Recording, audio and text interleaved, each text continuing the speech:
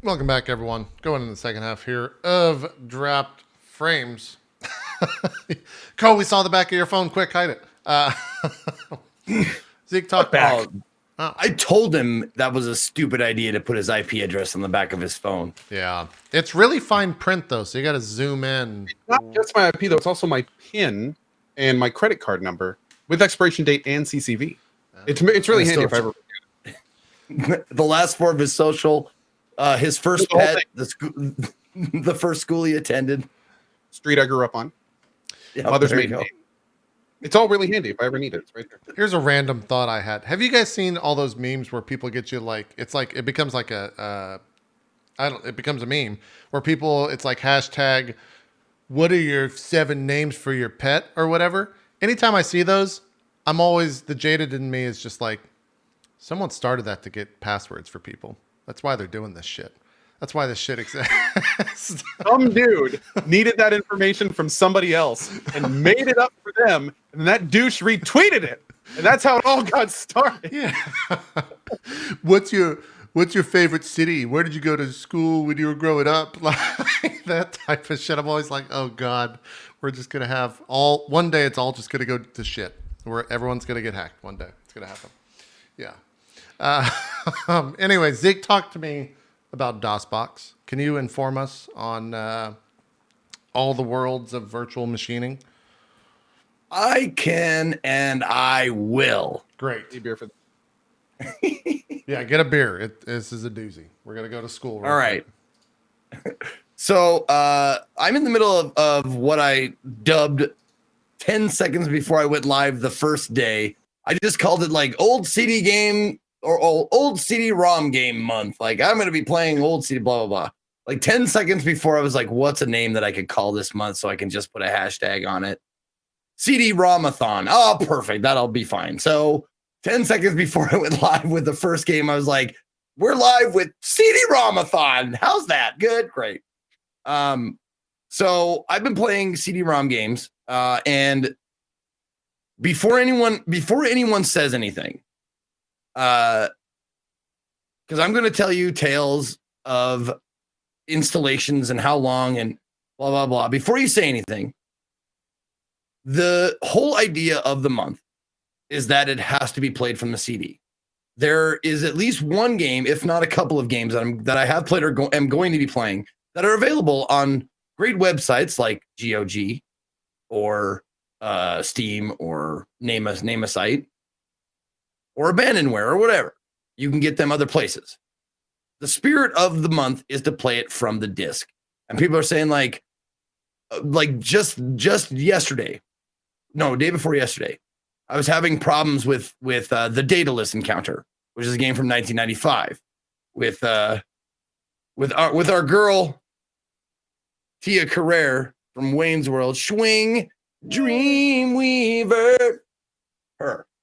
And people were offering to give me the files that were corrupted because the CD was saying like it was corrupted, meaning it could have meant a couple things, like I couldn't open it because of permission or the disc was damaged.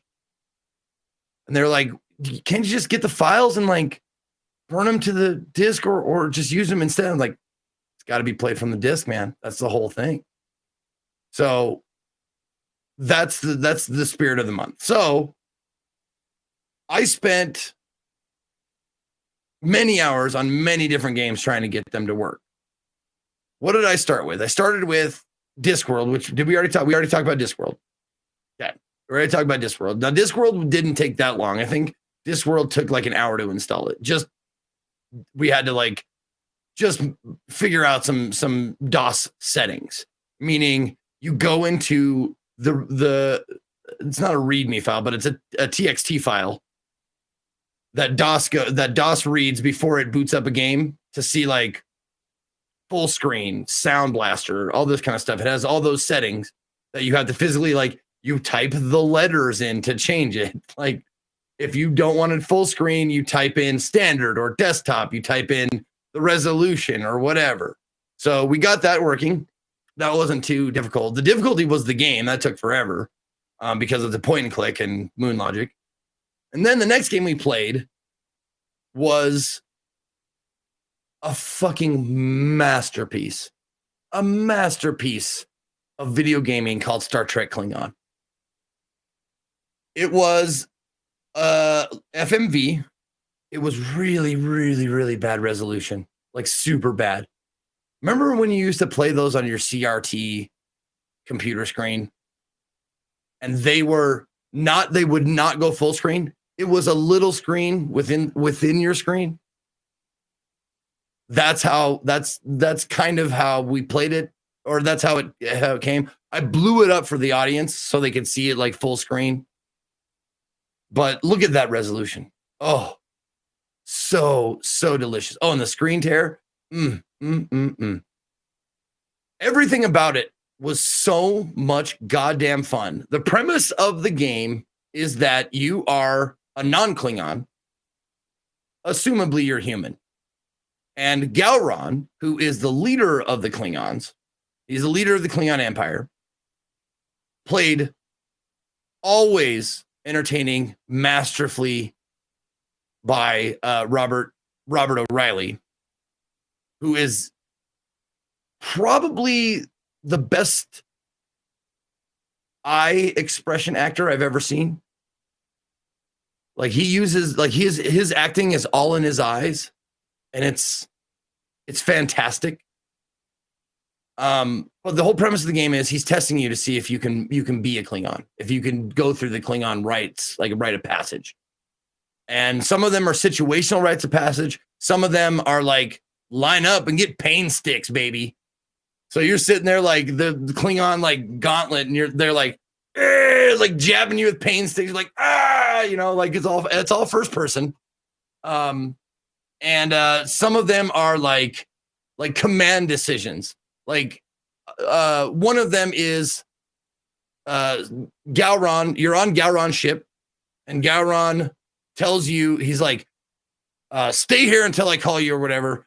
And then something breaks on the ship, and one of the other officers comes over, and he puts this thing in front of you and goes, this technobabble thing is broken. Can you tweak this little? And you go to tweak it, and then Gowron, that's him.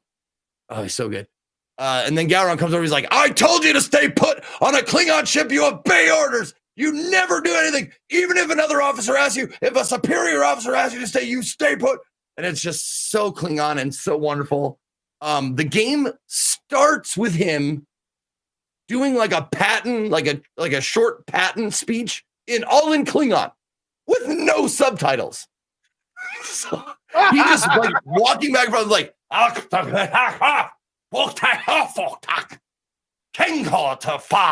and you're just like, I don't understand what you're saying, and they do not translate it. However, the good part about this set of discs is that disc 3, Klingon Language School.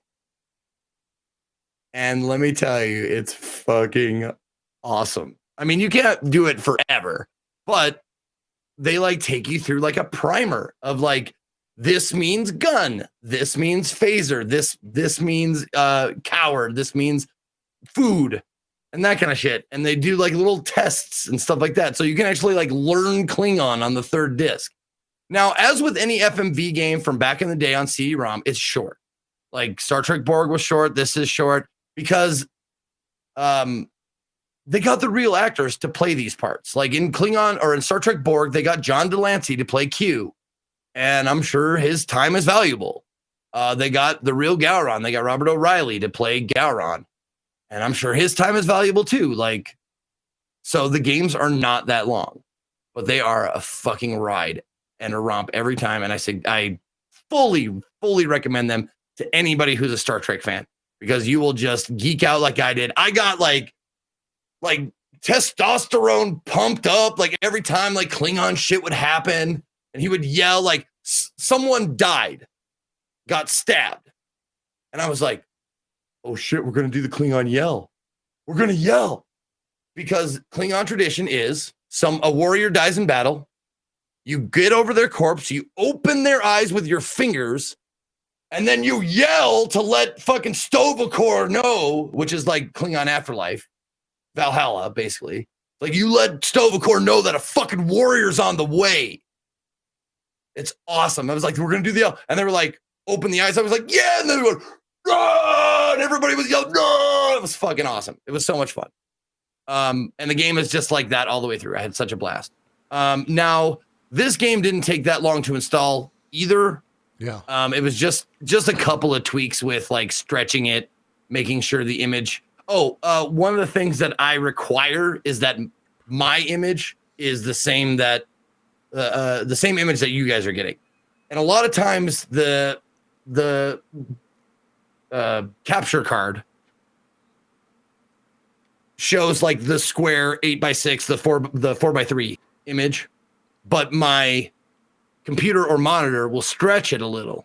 Huh. So I have to like go into the DOS files and like change it to be what I want. And like a lot of times that's the whole of it. It's like, it looks good for the audience, but I want it the same way.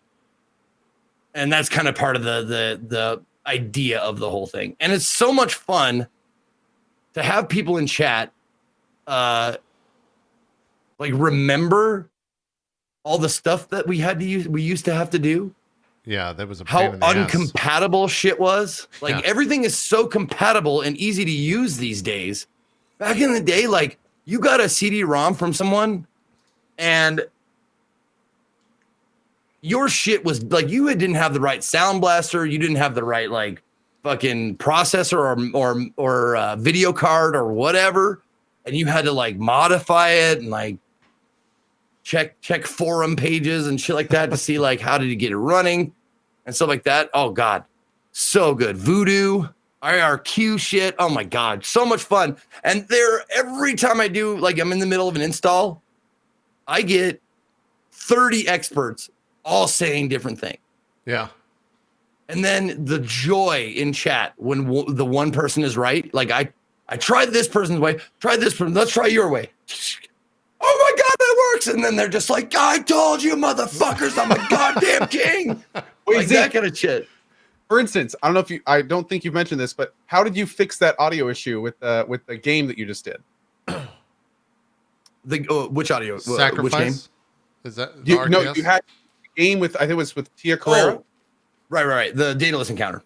The dataless encounter, I was downloading it and trying to get it set up and stuff. I had video just fine, but I was getting a read error on some of the files. Turns out all I had to do was, all I had to do.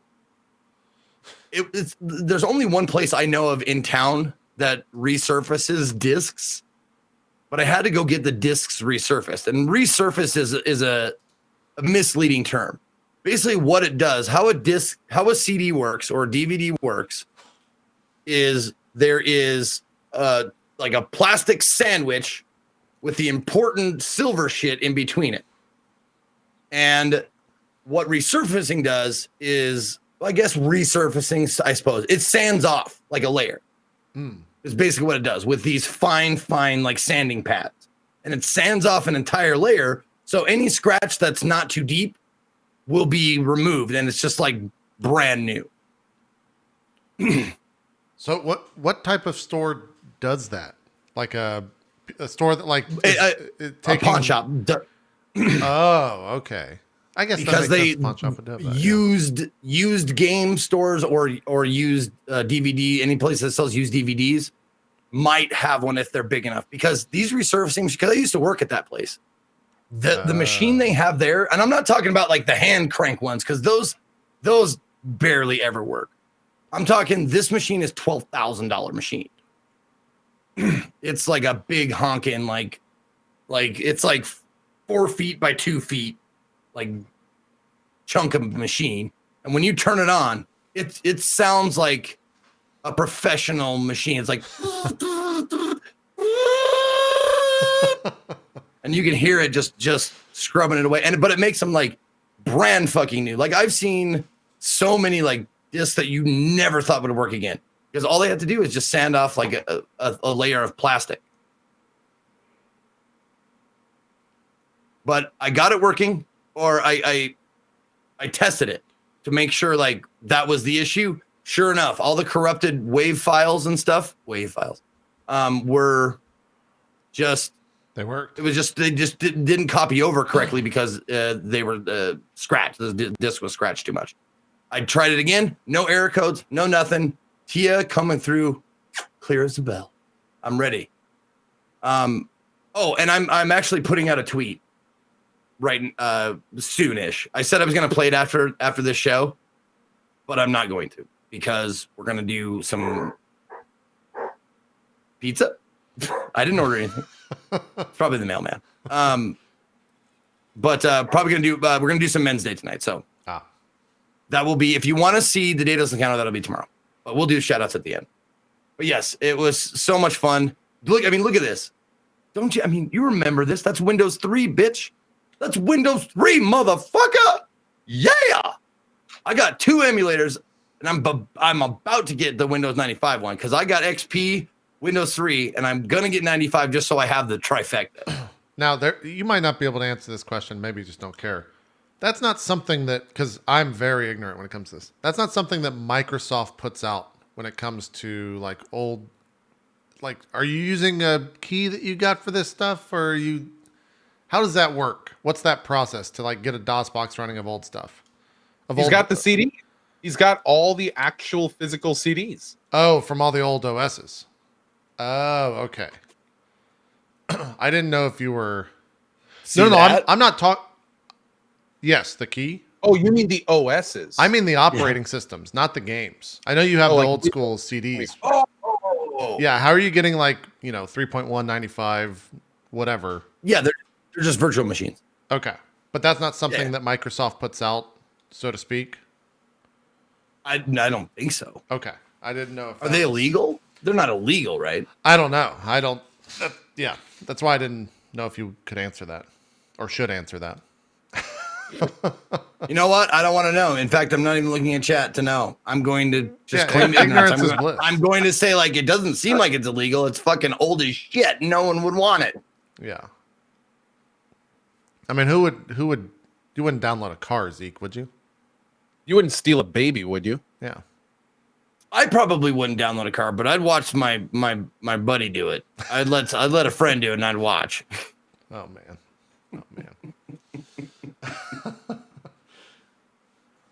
I'm just looking at this giant text notepad file here, and you're deep in thought reading through this. Is that because you're waiting for chat to tell you what to do, or because you're actually reading through this?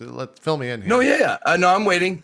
See that SB type? That's Sound Blaster, like SB type, SB16. Ah. So you could try SB2, SB12. Like certain ones work, certain ones will not, given the different games or whatever. But yeah, that's the text file, the TXT file that you have to change to tell the virtual machine like how to display it and how to make the sound come through. So this is the one I fucked with the most. The full screen, full double, full resolution, window resolutions. Like they all mean different things. What was the other one?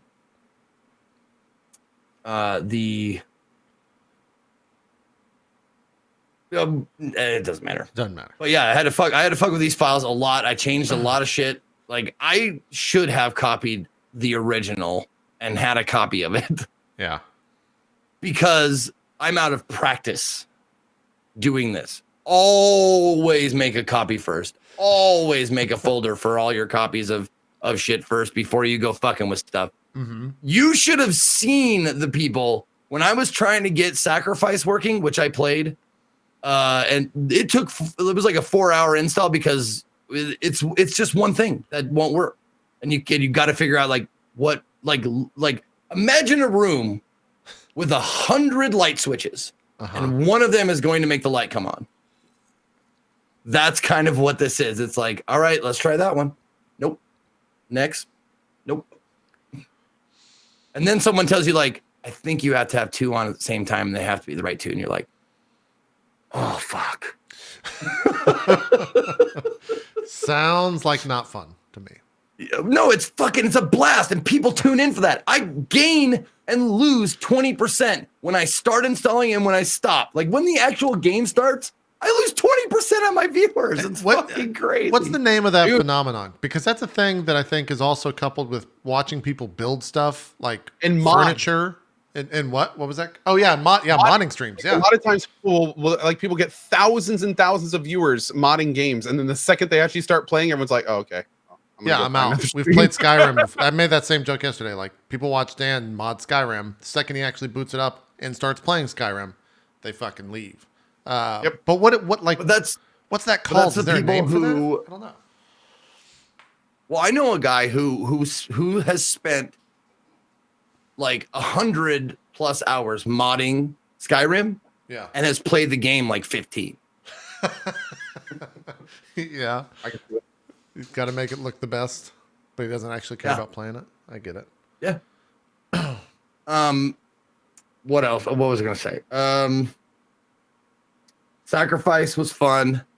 Sacrifice, by the way, I saw you playing that, dude. I played that game into the freaking ground when it released. I remember getting that game in the mail and being like thrilled. Like that is so cool to see you playing that mail. Was it like a PC gamer demo, or what do you mean in the? No, I think I had to get. It was a game that my parents didn't want me to buy, so I think I had to get a friend to buy it, and then he sent it to me. I thought it was like some GameFly shit or something. Especially love the fat dong bats that follow you around. Oh man, those fat floppy dong bats are just the best companions to have. Sacrifice is a RTS game from 2000. Did we talk about this on Drop Frames? No, this is the first time we've seen it. Okay, please do. Okay. I think my second RTS game that I've ever played, because I played StarCraft like on stream, like the first time I played it for like a stream to get to see what it was all about, and I think it was StarCraft 2 actually. I'm not sure. Anyway, this is my second RTS game, and it's pretty surprisingly good. Like I had no idea. Like I wasn't sure what it was going to be about or if I'd like it or not, but it actually turned out to be a lot of fun.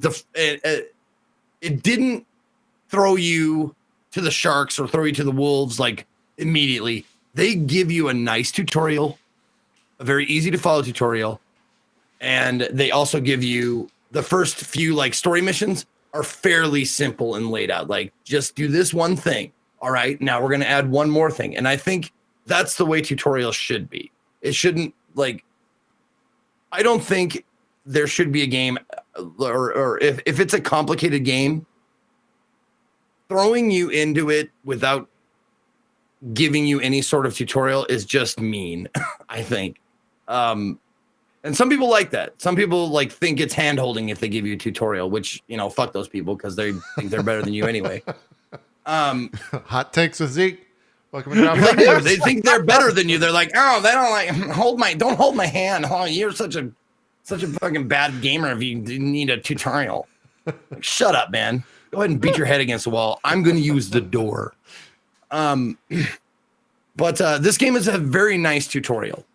And the first few missions are pretty well laid out. And then they really ramp up the difficulty by like the fourth. I'm not sure if it was third or fourth or fifth or whatever mission. But by that time, the game is like, we taught you all the basics, man. Now it's up to you. And you're going to get fucked a few times before you figure out how to win. And it felt good. I realized how that sounded just now. I stated that. It's all right.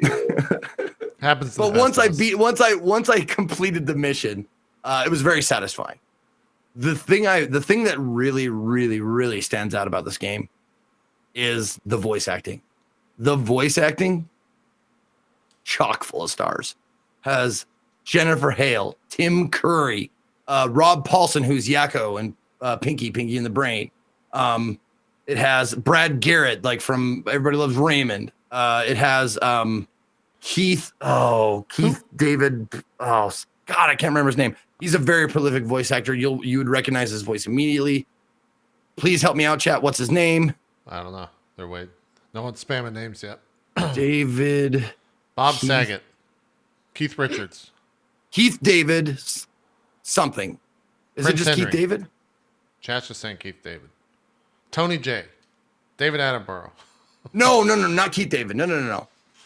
Matthew Mercer. Not him. Gary Keith David Busey. is the dude. You see. Tom Keith Cruise. David Williams. Is that it? Yes. I like Mike Truck. He's my favorite celebrity voice actor. Not him. Keith Haring. But there's a lot of people. Someone that sounds like Matt Mercer, but it can't be because I think Matt Mercer was 18 when this game came out. Well, everyone gets So their start. it sounds like him now.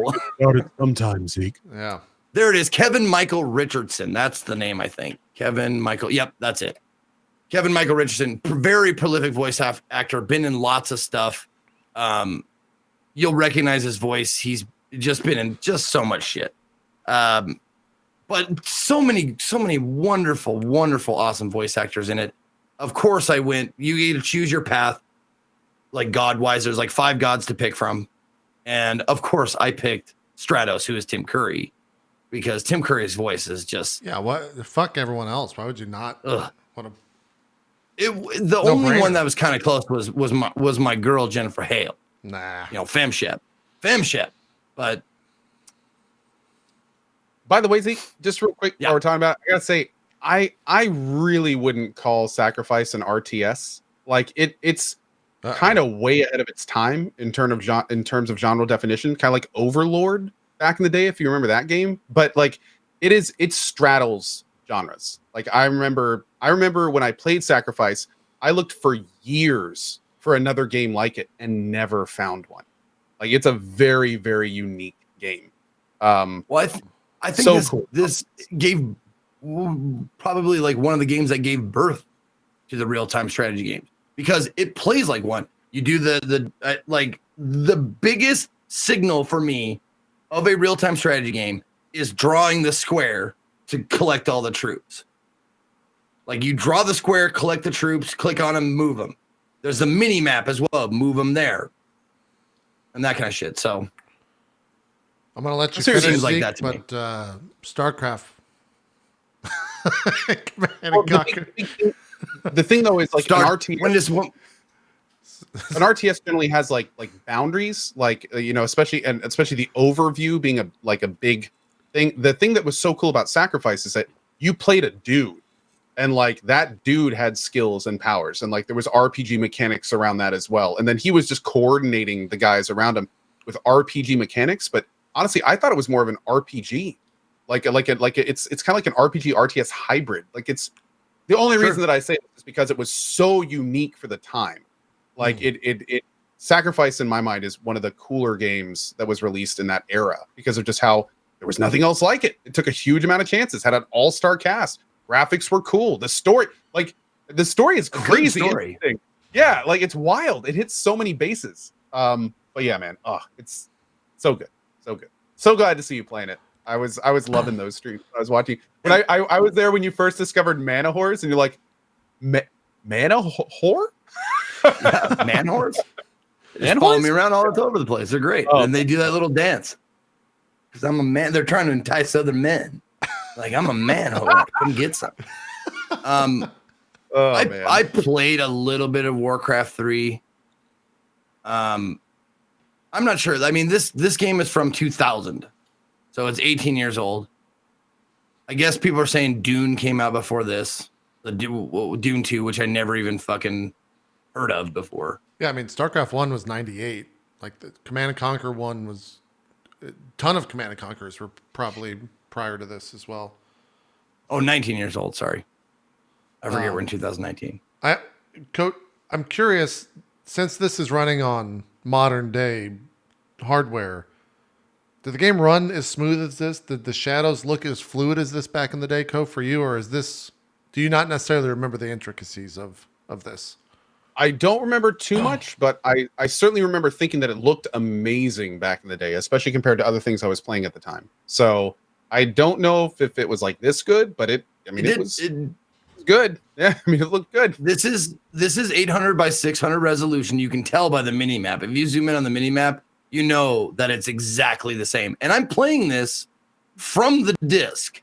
Yeah. So it's exactly as it appeared. Nothing seemed out of place. Nothing seemed like any better resolution because I don't think they can. Right. But you're still going to be able to render the shadows faster than a computer from back then would. Oh, I see what you're saying. But running it through a virtual machine runs it like the virtual machine would have run it. Like, because there's like lag and like dumb shit like that. There's fucking like a virtual machine is running that operating system, meaning like when you get an error, it's a Windows 3.1 error. Like, yeah. Okay. It's not like any other error. Like I've gotten like playing it on like XP. I get XP errors like that I remember and sounds that I remember. Oh my God. Like I was finally got the sound working and I heard that boom, boom, boom, boom, boom, boom when you're trying to click on something and it's like, it's telling you there's a window open somewhere that you need to, resolve before you can do anything else. So you're like trying to click everywhere. I was like, boom, boom, boom. It's like, oh shit, I left like an okay canceled window open somewhere. But yeah, so, and as far as me saying anything about this being the progenitor of RTSs or one of the first blah, blah, blah, I'm talking out of my ass. Oh no, this created RTSs. That's fact. No, I'm speaking without knowledge, and I'm sorry. I apologize for that. This is what started RTSs. Everyone knows that. This is the reason why I'm doing these games, because I missed all of them when they came out. Yeah. These are all brand new to me because I didn't have a gaming PC until well after these games were out. So that's why sometimes I misspeak. Oftentimes I misspeak. It happens. Because of that. Because I wasn't into any of this shit until now. Can you do me a favor, Zeke? Can you bring one of those boxes this weekend so I can just smell old video games? Let's see. Because I haven't been inside of a Babbage's or an EB Games in many a year and smelled that good video game smell. I don't think they're Babbage's anymore. They don't exist. No, they're gone. There's maybe like a Babbage's husk or shell somewhere in a mall, but it's next to Blockbuster. Yeah. When did they smell? When did Heart of Darkness come out? By the way, funny little thing, real quick. I'll Google. Soon we're gonna be saying it was next to GameStop. Yeah, I know, right? Jeez. The game, Zeke, or the book? The game. No, I honestly, I was fooled by this. 98. At least 1998. The PlayStation. Platforms is PlayStation and Microsoft. So yeah, 98. This is the newest looking box. A lot of the other boxes I have are kind of haggard, and some of them I don't even have the boxes. Do just the disc and the disc case and the instruction manual. But I do have this. Ooh. Would you like me to bring that? What does it smell like? Smells like cardboard. Does it smell like old game smell though? Because that's what I'm looking for. I need some. It's not strong. I need some. Smells don't last that long, man. Okay. Like unless you mean the materials they're made out of, because I don't. I can smell cardboard. Amazon exists. If it was wrapped in cellophane, I would bring one out, but I don't have any ones that are brand new. Maybe that's what I should look for: is some cellophane wrapped, still shrink wrapped games of the 90s. Well, if you're just doing it for the smell, I'm sure you can find one that's fairly cheap. Yeah, I'll just go on eBay and find like unopened. I can't go for any of the unopened like old school JRPGs because those will cost a pretty penny. So I need to find like a real shit game. Maybe like Batman and Robin, the PlayStation game, Batman and Robin. Trying to get that super. I don't know. Yeah, exactly. Yeah, there we go. We'll get Daikatana. That probably exists. Oh, Daikatana. Yeah. Oh, the development hell that was that game. Right. Oh wow. Right. Vanilla WoW box. Those I looked into a vanilla collector's edition World of Warcraft box. Those are multiple hundreds of dollars. They are very fucking expensive to find like an original unopened WoW box. They're just Speaking collectors of that, straight up collector's items now. Yeah, it's the only actual video game collector's edition that's an actual collector's edition. No one else cares about any other game. What are we gonna say, Zeke? I am actually looking for a game. Uh-oh. And I'm looking for, and I want the box. Like I've found games. I found it for, I think it was like between $300 and $400, which I'm willing to spend, but I don't want to. Sure. I want the Callahan's Cross Time Saloon CD-ROM game with the box and instructions and disc. The fuck is I think that's the name of it. Callahan's Crosshand? Cross What? Time Saloon. Is that an FMV? It's based game? on a book that I love. Oh, I've never heard of that one, dude. There it is. Callahan's Cross Time Saloon game. By Spider Robinson? Yep. Okay. If you ever get a chance to read that book, I fully recommend it to anybody. I'm not a reader, and I've read it like 2 or 3 times. It's a glorious, wonderful book. Speaking of games made after books, I just found out like a week ago that my favorite book of all time had a game made of it in ancient times. And now I think I may try to hunt that game down and play it someday. Wait. Well, now you have, what game are we? What are you talking about? Oh, it's a book called Neuromancer by William Gibson. Oh, okay, yeah. Rereading it now, but I was Brian Chris Avalon on Twitter tweeted out that he has a signed copy, and I was like, they made a game out of Neuromancer? Like I had no idea. And it's like it's made for the old stuff. Like pre-Windows 3.1, I think. It looked so old. But oh man. Oh wow. Yeah, I it gotta came find out in 1988 by Interplay. Oh, that was an Interplay game. Oh, Yep. Brian Fargo and all them worked on that. Huh.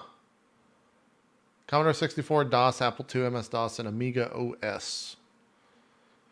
Listen to the publishers. Now this is interesting to me. The publishers of Neuromancer, the video game, are Interplay Entertainment, Electronic Arts, Activision, and Electronic Arts Ltd. Those are some, that's basically the beginning of what we have today in terms of large scale publishers. That's funny. That's crazy to me. If I'm not mistaken, Sacrifice is Interplay. Yeah, Mhm. Interplay was a huge. Who was Interplay it? was awesome. They were so good back in the day. They did so much great stuff. I feel like They were like a bull, man. yeah. Yep. I feel like I watched Because I remember it popping up because I closed it and reopened it to see if the sound was working or see if it was the resolution was right. And every time it'd be like Interplay. It's like, fuck, gotta restart it. It's not right yet. Interplay. God damn it. Now it looks good for you and not for me. So I saw it like repeatedly, like on the screen over and over again. So wait, who owns all the? Who bought Interplay Entertainment? Now I'm just kind of going down a rabbit hole here to try to figure out who owns all this shit now. Another great one was Sierra. Yeah, Sierra. Mm. I mean, Interplay was Baldur's Gate, Clay Fighter, Earthworm Jim, Planescape, MDK, Icewind Dale. I think they got pieced off actually. Now that I'm thinking about it, because I know Baldur's Gate got sold as an IP. So I think at some point they did like an IP sale. Not sure on the date. Oh, Activision bought Sierra. Let's see. It's a long time ago. I don't know. Yeah, it's. Sorry, I remember that game. You Good. can go down a real big fucking bad rabbit hole if you start figuring out where all these IPs are from the early 90s and late 80s. When's our history of gaming episode, JP? Oh God, we'll just get Danny O'Dwyer or try to convince Jeff Gerstmann to come on here and just be like, "Hey, talk about old school shit for 3 You should just get a list of old games and old companies and treat it like an actual show where it's like, okay, what about this game? What do you guys think about it? Oh yeah, what did you play it? What do you think? Like, and just like go down tons of old games. Yeah. Well, and I go to like the websites and I call the numbers sometimes. Like if it's on the box or in the manual, like I'll try and look. Like the websites are mostly gone, mostly like defunct now. The phone numbers are disconnected, don't work, or they go completely somewhere else. Yeah. I feel like that. I call them to complain about shit or to ask them questions, knowing that they're not going to fucking answer or to be a different place. Yeah. It's good. But it's a lot of fun. It's a lot of fun. It's good stuff. I'm just trying to figure out what the fuck's going on. What are those little things? Those look like banelings, the things that your mouse is over right now. And also, you probably don't know what a baneling is, but Where's the man horse? oh, those are Nope. the mana whores. Mana we got, or man whore? Mana. Okay. MANAHOR. Mana whores are like a hoarfrost. Okay. They're like they give you they Conduits. regenerate your mana. So the more you have, the quicker your mana regenerates. You take control of these giant spires, and then the mana horse channel the spire's energy to wherever you are. That's why they're always right next to you. So your character can cast all sorts of spells and stuff. So you need the mana horse. Oh. It's a really Different cool gods game. give you different spells and different minions. Yep. So it has replay value. You can replay it a few times to see different story arcs, because as I progressed through Sacrifice, I picked one god, and that pissed off another god, so I couldn't do his quest anymore. It was like, oh, you're gonna go with him? Fuck you. You don't get to do mine unless you start a new game, bitch. I'm just like, that's cool. All right, I dig it. Yeah. Well, cool. Again, somehow we filled 2 hours and 40 minutes. So let's do, I'm going to pick an indie Sunday. And I think this is the only time sensitive one, because we can always go back. But on Christmas Day, you did Merry Christmas Indie, or an Indie Xmas, I guess is what you were calling it. So we'll go through these Indie games here. Xmas. Yeah. Let's go through these, because if we're doing these in summertime, it'll just feel weird. It already feels weird to begin with, but we're just going to do it anyways.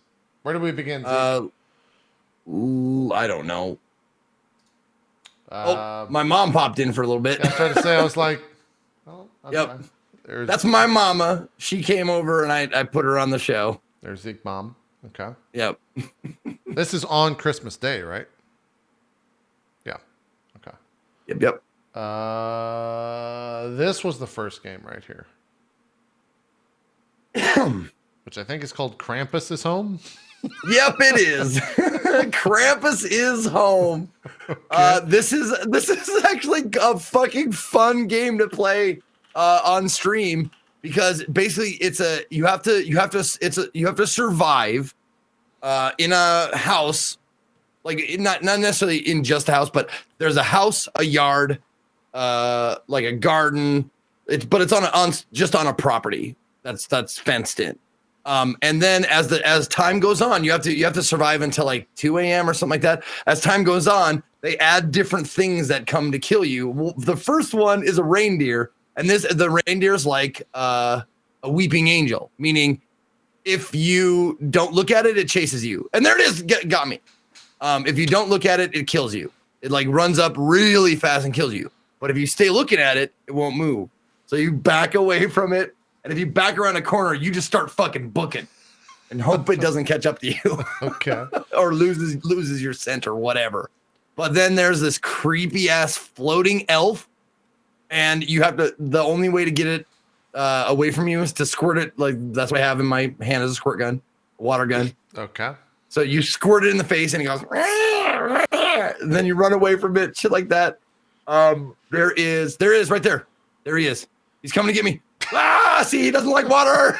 And then you fucking run away and you try and you get inside, but you just have to survive. And it was fucking fun. And the water gun runs out. So you have to go, like, if your water gun runs out and that elf's on you, you're like, you're fucked. There's nothing. Is Krampus in the game?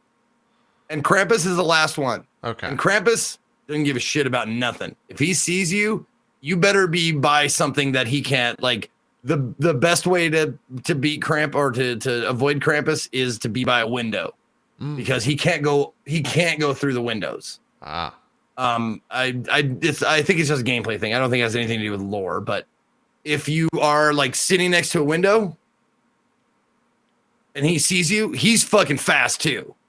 So if he sees you, he'll look at you with these glowing eyes and like just fucking float at you. You jump through the window, he can't follow you through the window. So, but he will like come around to the other side. So you can jump in and out of the window, but they add these guys as they go along. So you're facing the deer, the elf, and Krampus. And was there another one? I'm not sure if there's another one by the end. don't know. But all of them at the same time trying to survive. And it got kind of difficult. Like I had to do the last part a few times. There's Krampus right There's there. Krampus. There He he has, is, everyone. he has a backpack on. He has hooves. He doesn't float. He walks, right? He just went through the yeah. wall. No. That's the end of the house. He's going inside the house. So Oh. I'm standing here trying to be as fucking like quiet as possible. Just like hoping I don't see a deer come around the corner or an elf. There's the deer. You're like, fuck, he didn't see me. Go. But it was a lot of fun. It was a lot of fun. I played it for about an hour and a half and got to the end of it, or one of the ends. Because apparently this game kind of opens up after that, I think. In what?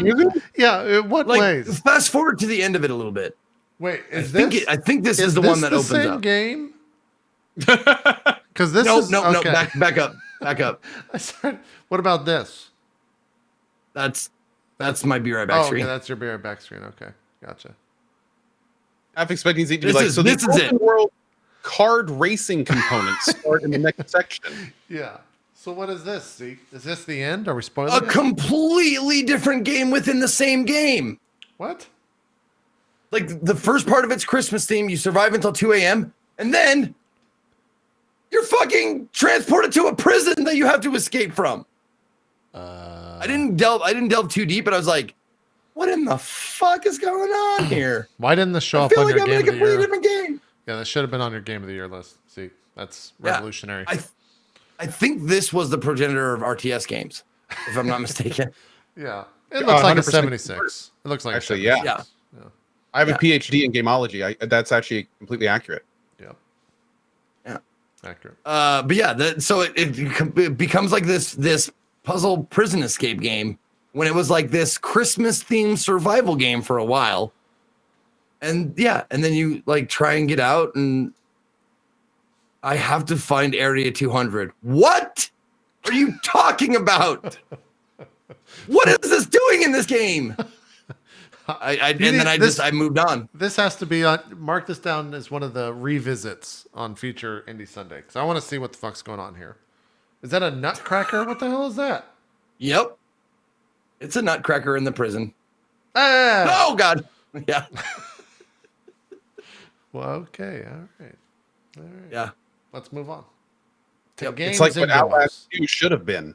Yeah, right. Games and demos. Zeke, I think this is When because, they're not in the Twitch Yeah, lexicon. it's when they're not Yes. on Twitch. Yeah. Okay. This next game was called The Turkey of Christmas Past. Okay. It's a third-person Dark Souls-ish action hack and slash where you play a cat person, because there has to be some sort of anthropomorphic game in every Indie Sunday for no reason at all. And you play this cat person and you fight off turkeys in this like third-person action game. You know, every game has a story to where it began. And I'm really curious how the fuck this one popped into someone's brain and they're like, that's it. That's what we're making. No idea. No idea. Oh, But God. Now, is this an indie hopefully- game? Would you guys say does this classify as an indie game right here? Yes? This is an experimental game. Okay. All right. No, this is indie as fuck. All right. I'm glad we got that covered. Oh my God. What did you just kill? Some sort of Are those lizards? lizard person. But the thing is, you're at a part like there wasn't that many lizards. There was a shitload of turkeys, though. Oh, I I'm wondering, like, if we're gonna get to a part where like, I'm fighting like just loads of turkeys. Oh, there we go. the fuck is this? It's the Dark Souls of turkey slaying. Oh my God. There's so many of them. Right? Why do they cast purple ice magic? No, the turkeys aren't casting Have it. you not seen a turkey fight, JP?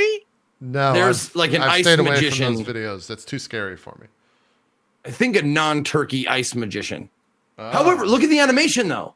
Look at the animation on my character. Doesn't that look good? It looks like he's like a fencing. The swing guy, animation.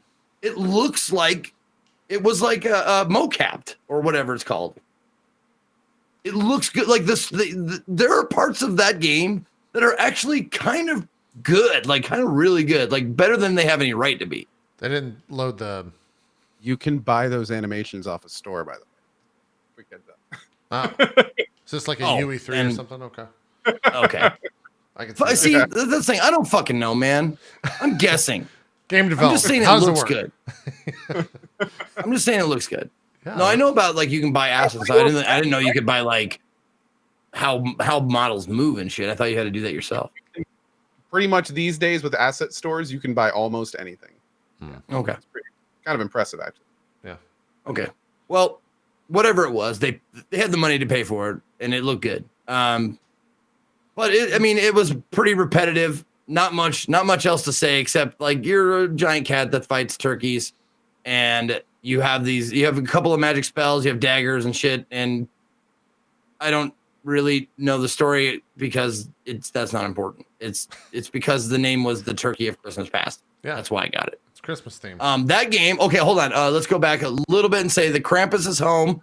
Let me just give it its proper respect here. It is by Regal Studios, REGL Studios, and it is it's an unfinished game. 76. It's an early access. That's Krampus is home is $9.99. And then the Turkey of Christmas Past is this game is 2 or 3 years old. Well, 2 years old ish. Came out December 19, 2016 by Dynan Studios, DINAN Studios, and it is $8.99. Okay. On Steam. All right. And it is fully released. It is not unfinished. Okay. All right. Next. What's next?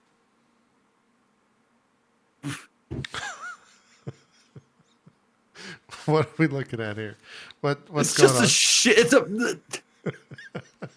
You made it. Congratulations. Now you can move on. And I just had fun. Like You just jumped I'm on that just deer gonna- and killed it.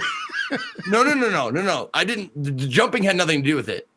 After the deer says congratulations, you can move on. He just lays down because he's an alcoholic. Look at him. Look at him. Like, my congratulations, you made it. I'm gonna lay down now. Oh God. Oh man, I shouldn't have had those Jaeger bombs. Oh, I'm God. just gonna lay down. All right. It's a piss poor platformer with death Why and Santa is Claus death and there? little What? children. And Dimitri Martin is in it. I don't know if you Really? Oh, if you my saw God. that. He's the dude that made the song, right? Like he does all the funny stand-up music comedy. Yes. Yeah. Wow. Dimitri Martin plays an elf in this game. You'll see him again, but you unwrap the presents and give the toys to the kids that are thinking about them. There he is, Dimitri Martin. There he is. He's an elf. Can you throw a snowball at the kid? Oh my God! And there's a now he's witch. dead. Wait. There's witches. Yeah. Why? Don't ask. Don't ask. Now these are all. So you grab the bought presents, you give them to the assets. kids, and then you move on. Then that's the game. It's just the fun of the game is. I mean, look at it. That's the fun. I can see the fun here. It's brimming with it, Zeke. It's just oozing. No, I'm not meaning it's his voice. It looks like him. It looks exactly like a cartoon version of Dimitri Martin with a fucking elf hat on. It does, without a doubt. I recognize that right out of the gate. Zeke, is this 76? What'd you say? 76 means it's unfinished, not fully released. Then, so I think this one was this called Big Surprise. I think this one was called Big Surprise. Was the name of it? This is called Big. This is it's an app name. Yep, it's Big Surprise. It's by Gibar or G-Bar. It's G-I. It's capital G, lowercase I, capital B, lowercase A-R. So it's Gibar or something like that. That's the name of the developer. Published by Robot with a capital B in the middle. I don't know how they secured that, but it's just Robot. And it is $1.99 on Steam. Big surprise is the name of the game. That's too much. $1.99 on Steam. Give it to someone you hate. Yeah, that's too much money. That's too much money. The overlaying music. Oh my god, that's one of the best parts. I forgot to mention that. If you die, the music track doesn't stop. It just starts a new one. So it's still like I died on purpose a few times in a row. I had 16 of the same music tracks going at the same time, and it was awful. It was a cacophony of disgustingness. It was great. You bet your ass I did. This one's You lazy piece of shit, kid. The fucking present was right there. All you had to do was walk 3 steps. that's all. It's perfect. Who cares about the music? That was beautiful. Good job. Yep. Good job. Good job. He was, in fairness, he was right next to the president that he was thinking about. Sure. Yeah. Next. Next. Oh, Christmas Defense, like Plants vs. Zombie kind of thing, I guess. I never played it, but that's what people in my chat said. You uncover these snow things. Good. The bad ones come at you. That's the good ones literally you set what up. This is. Yeah, the good ones you set up to kill the bad ones. Okay. How much is you have to pay for this? This is not free. It is called Christmas Defense. It is $2.99, and it is published by Umnyasha, UMNYASHA, Umnyasha Games. I'm pretty sure Plants vs. Zombies is cheaper than this, which is kind of crazy to think about. But hey, they got to make Quite a living. possibly, but this one has squirrels and snowmen. Does that game have squirrels and snowmen? I doubt it. Probably not. I bet it has plants and zombies. Probably not. Is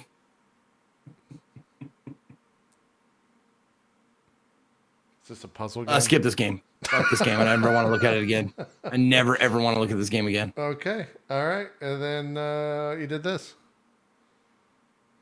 Oh, God. And then, you know what? This was actually good. He runs like I run. Christmas theme or no, this one was actually kind of fun. The platforming was actually pretty good, pretty like decently challenging. The environments were like, look at it. I mean, they're pretty decent environments. It's outdated a little bit, but you play Santa Claus. You go through these 3D platforming worlds. It's pretty linear. They have the collectible items that you get. You get little like a grade at the end of each level for if you collected this many presents. Like there's like red presents, green presents, and gold presents. And gold presents, there's like 3 per level. Green presents, there's like 1 gold, 3 green, and like however many red they decide. If you collect them all, you get a grade at the end and stuff like that. But the platforming was actually pretty fun. And it wasn't a terrible like graphical mess. It was pretty uniformly like outdated by a little bit, but still pretty good. I was surprised at how well and the control handled very well. I was surprised at how good it was. Now this one's, I think this is called, Santa's Story of Christmas. Okay. I'm not sure why they made it Christmas themed at all. Santa, like, he falls off and he just goes, and just belly flops into oblivion. No, this is basically, this game is me in a Santa suit that you're platforming with is basically what we're seeing here. So I'm going to have there to, it is. DMCA him. Somehow Popsicle knows this. I don't know why. But Popsicle said 3 hidden gold. So you got to actually go way out of your way to find the gold presents.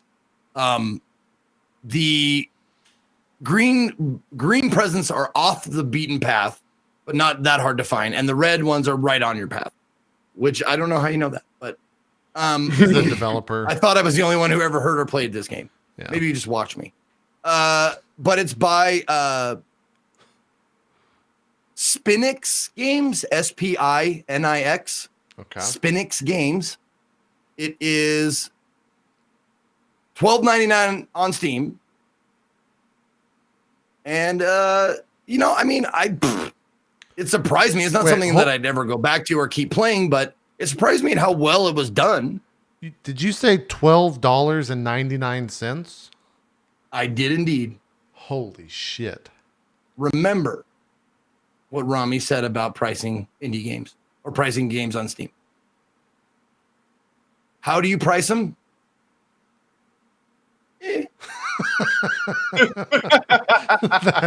That's what he said. He was like, why are games priced the way they are? And he just like, yeah, no one knows. Like, we don't know. We just kind of guess. Man, what is the real question is, how much will people pay for this? How much do you think they will? Yeah. How much do we think people will pay for this? It's not a $12 game, like, or a think? $13 game. I'm just saying, it's for being an indie game that's Christmas based with platforming, with a 3D platformer, you could do a lot worse. That's all I'm saying. Okay. And I've seen a lot worse. I mean, the texture. Yeah, that was a Christmas. That was indie Christmas. There you go. You're welcome. Right. Is that a yearly tradition? Is that your annual Christmas tradition? Yes. Okay. Indie Christmas. Yep. I asked people because, oddly enough, there's a ton of games that come out that are anything themed every year, and Christmas is one of the biggest themes. Yeah. So I got this. That wasn't even like near half the suggestions that I got. Those were just the ones I took. Okay. I have a question for you, Ko. This is a specific question. I might not say why.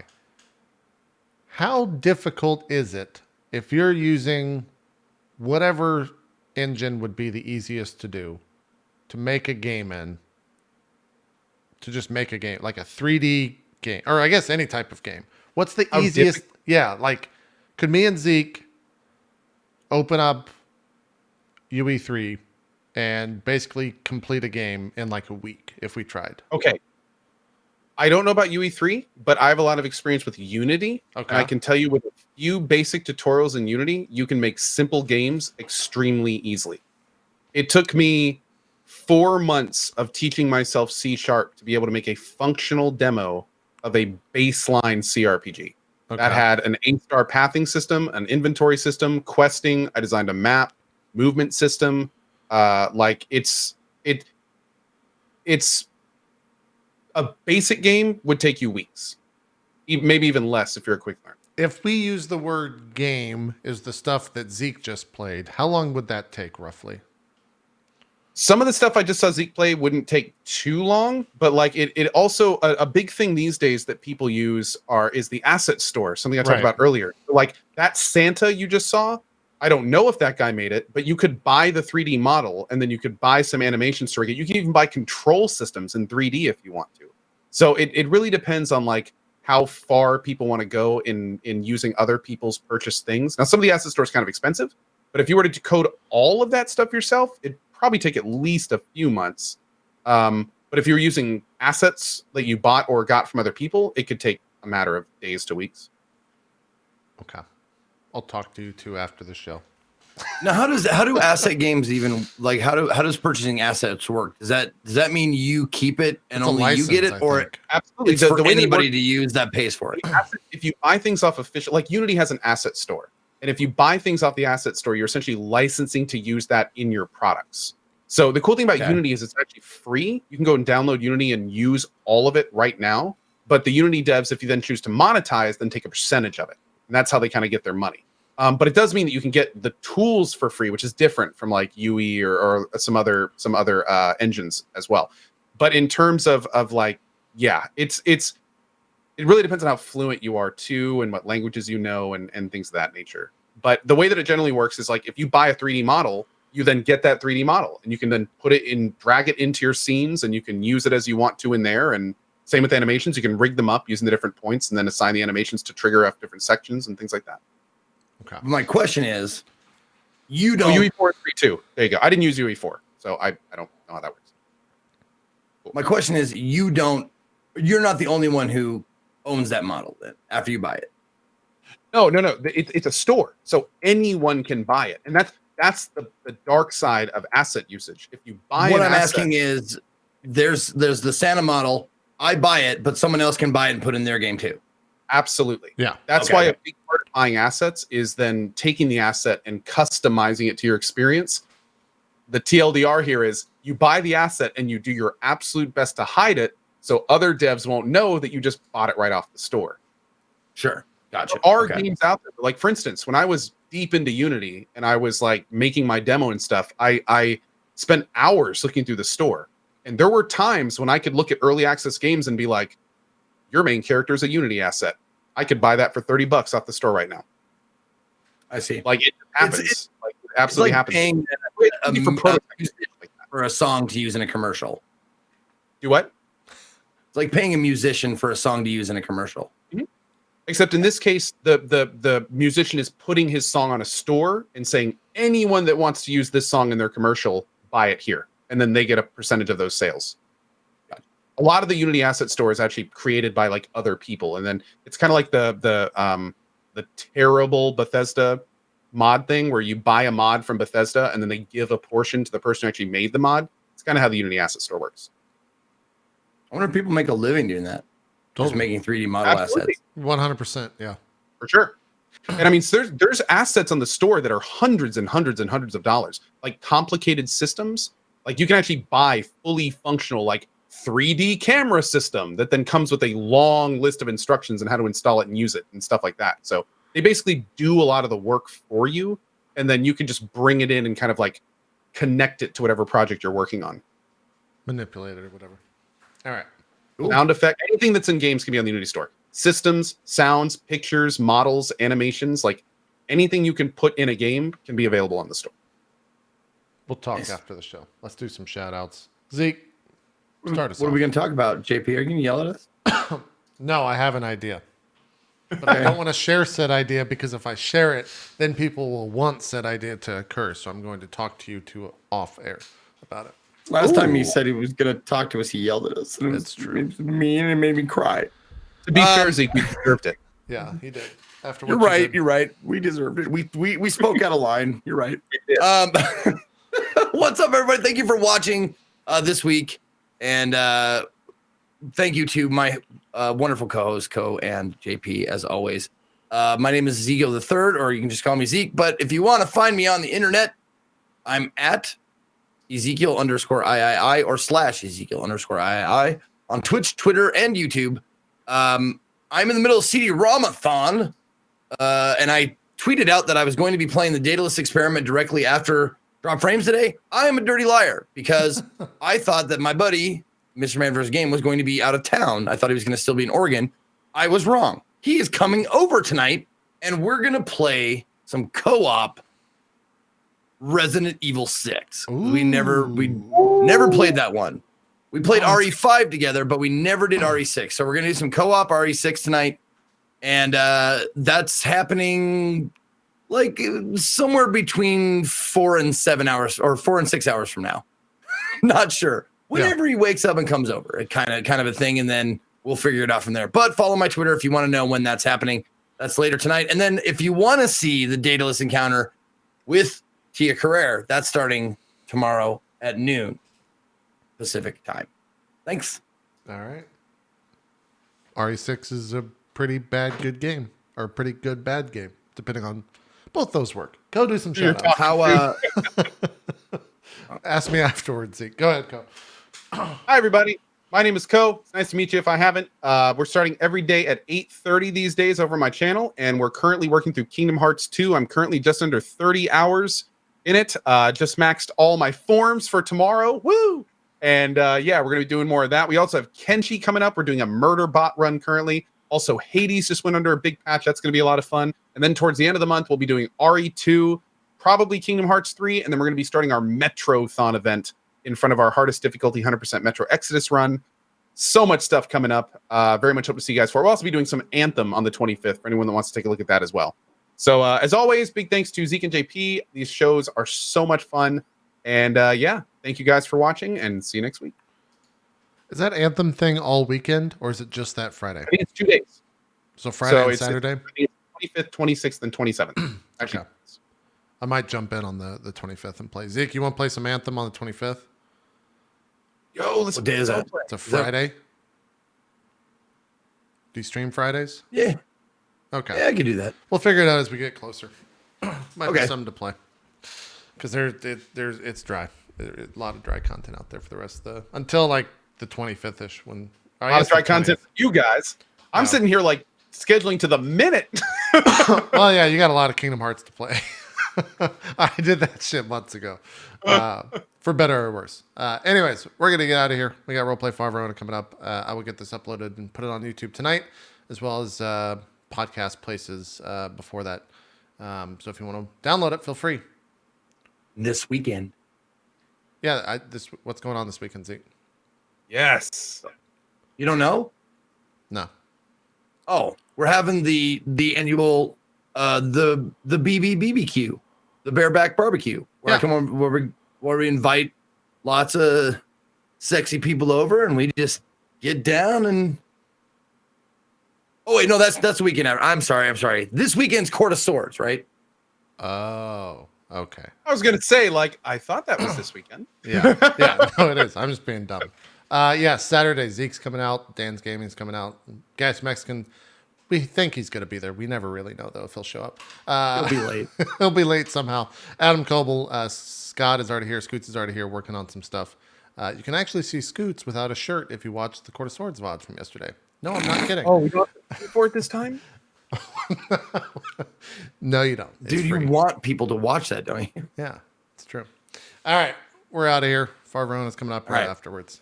See you guys next week, probably. We're out. Bye-bye.